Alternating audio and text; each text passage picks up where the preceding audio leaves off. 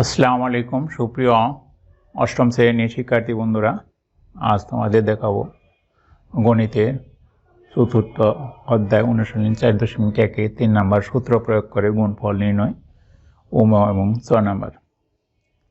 এখানে ওম নম্বরে আছে a+3 × a+4। তাহলে আমরা যে দুইটা সূত্র প্রয়োগ করে গুণফল নির্ণয় করব, তাহলে আমরা দেখি প্রথম সূত্রটার সাথে মিলছে না, তাহলে দ্বিতীয় সূত্রর সাথে মিল আছে আর কি। তো প্রথমটা একই রকম আছে, দ্বিতীয়টা ভিন্ন আছে, তাহলে আমরা এই সূত্র প্রয়োগ করব।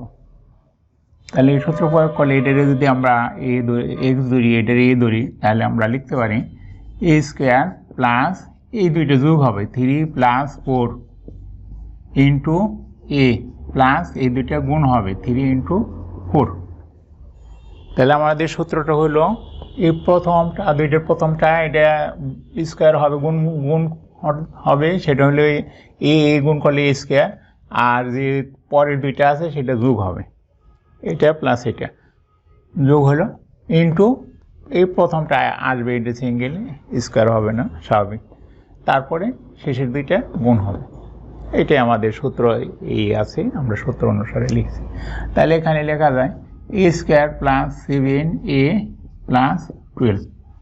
তাহলে অ্যান্সার a² + 7a + 12। 6 নম্বরে আমরা দেখি এই যে প্রথমটা মিল আছে, পরেরটা ভিন্ন আছে, এটার সাথে মিল আছে, তাহলে আমরা এটাই লিখি ax²।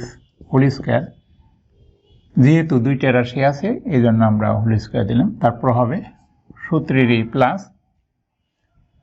3 + 4 into ax plus 3 × 4।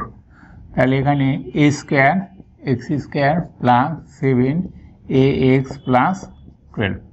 তাহলে answer a² x² plus 7ax plus 12। ধন্যবাদ বন্ধুরা আজকের ক্লাস উপভোগ করার জন্য।